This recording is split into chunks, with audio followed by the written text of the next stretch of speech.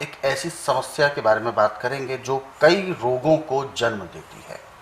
कमज़ोर शरीर, दुबला पतला शरीर, जिसे सूखा शरीर भी कहते हैं, सूकड़ी पहलवान जिसे भी बोला जाता है, कि मतलब कोई व्यक्ति खड़ा है दुबला पतला तो ऐसा लगता है कि केवल हड्डियों का ढांचा खड़ा है।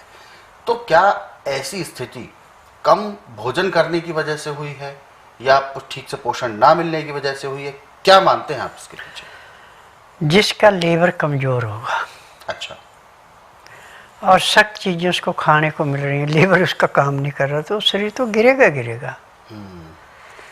अब इसमें शरीर को स्वस्थ रखने के लिए और पाचन शक्ति को तेज करने के लिए हमारे पास एक नहीं सैकड़ों नुस्खे हैं, परंतु सबसे आसान है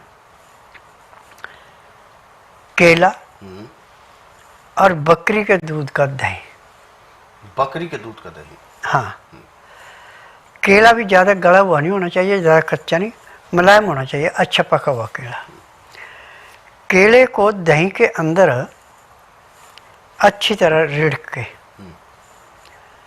1 गिलास सुबह जब वो फ्रेश हो ले, दातन कूड़ा कर ले ले और 1 गिलास पीने में कम से कम 15 से 20 मिनट का टाइम लगा है। फिर उसके बाद वो मेहनत करे खूब,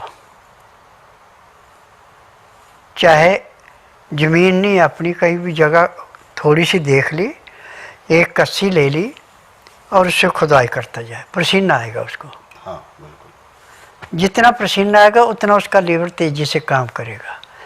केला और बकरी का दूध लीवर से, जैसे वर्षा ऋतु में बिल्कुल बंजर ज़मीन में नमी आने पे हरियाली छाती है, ऐसे शरीर पे मांस बढ़ना शुरू होता है। और जिसको हड्डियों का ढांचा कहते हैं, उसी को दारा पहलवान करना शुरू कर देंगे 1 महीने में। 1 महीने में शरीर इतना पावरफुल हो जाता है। एक केले से है।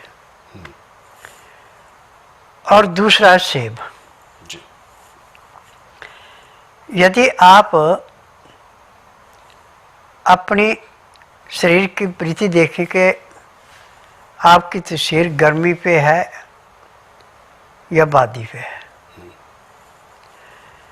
यदि गर्मी पे शरीर है तो आप खट्टा सेब खाइए,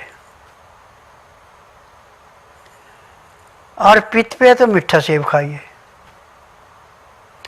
1 सेब सुबह 1 सेब शाम को खाएं। ऊपर से 1 गिलास गाय का या बकरी का दूध पिए।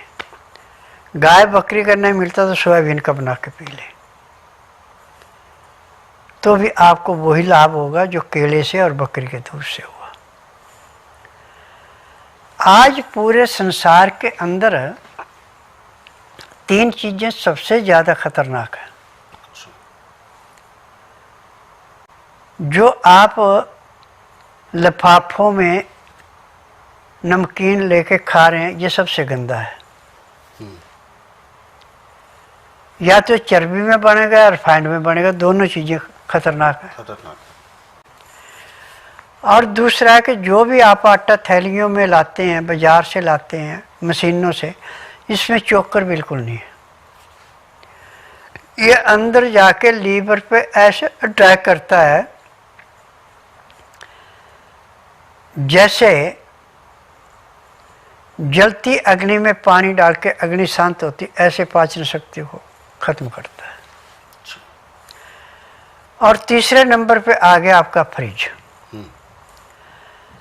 आपके पास कोई चीज़ बच गई, फ्रिज में रख दी और उसको ढका नहीं है। आटा आपने गूंदा था, फालतू गूंद लिया, फ्रिज में रख दिया।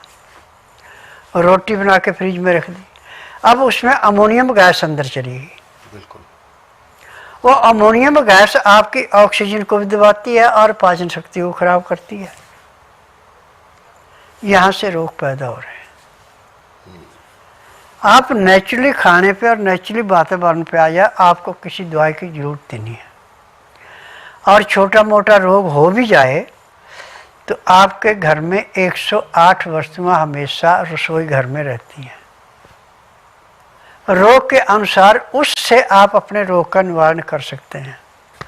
किसी डॉक्टर हकीम के पास जाने की जरूरत नहीं है। आज से 60 साल पहले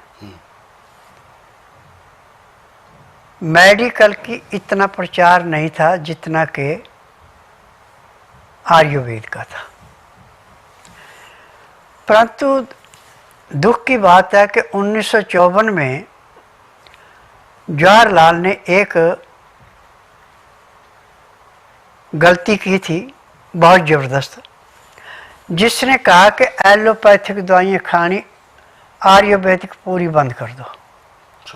नाश वहाँ से होना शुरू हुआ था। जबकि एलोपैथिक में किसी भी रोग की दवाई नहीं बनी आज तक। ये बिजनेस है। जहाँ पे तकलीफ है उस अंग को सुन कर दो, काट पीट दो, ठीक नहीं कर सकते। परंतु जड़ी बूटियाँ हर एक रोग को जड़ से ऐसे काटती हैं जैसे पकी हुई फसल को किसान खेत से काटता है।